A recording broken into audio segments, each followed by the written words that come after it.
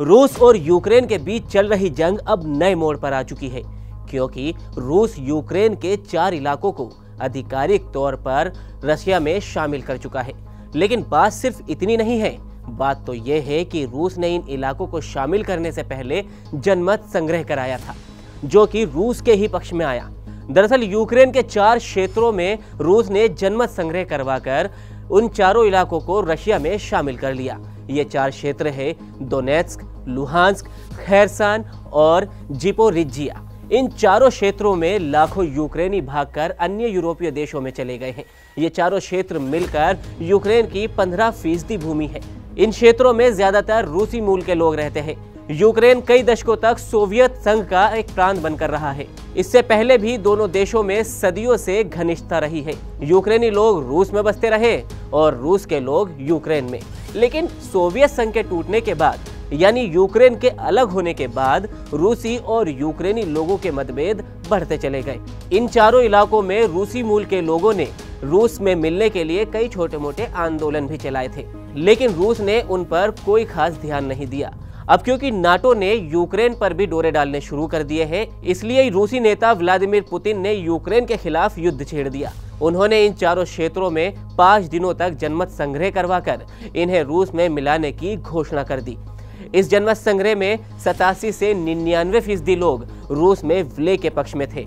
इस बीच रूसी मीडिया की तरफ से यह भी कहा गया कि डोनबास में जनमत संग्रह के दौरान पर्यवेक्षक के तौर पर भारत के एक अधिकारी भी मौजूद थे, जिस पर अब विवाद खड़ा हो गया है। रूस और यूक्रेन की जंग शुरू होने के बाद से ही भारत लगातार रूस और यूक्रेन से एक दूसरे के क्षेत्रीय अखंडता और संप्रभुता का सम्मान करने का आग्रह करता रहा है। ऐसे में भारत के एक अधिकारी की जनमत संग्रह में मौजूदगी ने नए विवाद को जन्म दे दिया। कुछ मीडिया रिपोर्ट्स के मुताबिक उस भारतीय अधिकारी यानी पूर्णिमा आनंद का बयान सामने आया है। यूरोप, अफ्रीका और एशिया के 90 देशों के प्रतिनिधि इस जनमत संग्रह में मौजूद थे और पर्यवेक्षकों के रूप में हमने देखा कि मतदान की प्रक्रिया पूरी तरह से पारदर्शी थी और कई क्षेत्रों को रूस में शामिल करने के लिए वहां के लोगों ने बड़ी संख्या में मतदान किया था। पूर्णिमा आनंद ने बताया कि वो इससे पहले वर्ल्ड बैंक के लिए कंसल्टेंट के तौर पर काम कर चुकी है। जनमत संग्रह पर यूक्रेनी नेताओं ने कहा है कि यह जनमत संग्रह शुद्ध पाखंड है।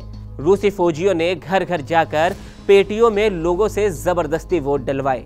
ये पता नहीं है कि वोटों की गिनती भी ठीक से हुई है या फिर नहीं। गिनती से पहले ही परिणामों की घोषणा हो गई है। यूक्रेन की इस आपत्ति को रूसी नेताओं ने निराधार कहकर निरस्त कर दिया है। लेकिन असली सवाल ये है कि क्या इस तरह से जनमत संग्रह कराना उचित है और व्यवहारिक है? रूस ने सीधा कब्जा नहीं किया, उसकी जगह जनमत संग्रह करवाया। यह बेहतर बात है, लेकिन यदि इसे सही मान लिया जाए तो आज दुनिया के कई देशों के टुकड़े हो जाएंगे। पड़ोसी देशों के लोग लाखों करोड़ों की संख्या में आकर किसी भी देश में बस जाए तो क्या वे अपना देश अलग बनाने या फिर मूल देश में मिलने के अधिकारी हो जाते हैं? अगर ऐसा होने लगे तो पाकिस्तान, नेपाल, श्रीलंका और म्यांमार जैसे कई देशों के टुकड़े होने लगेंगे, क्योंकि इन देशों के कई जिलों और प्रांतों में पड़ोसी देशों के लोगों की बहुतायत है। दक्षिण एशिया ही नहीं, दुनिया के कई ऐसे देश हैं जिनमें संकट पैदा हो सकता है और उनके कई टुकड़े हो सकते हैं। रशिया के इस जनमत संग्रह पर आपकी क्या राय है? आप हमें कमेंट सेक्शन में जरूर बताएं। वीडियो अच्छा लगा हो तो लाइक करें, चैनल को सब्सक्राइब करें और तमाम छोटी बड़ी खबरों के लिए आप देखते रहिए एबीपी लाइव।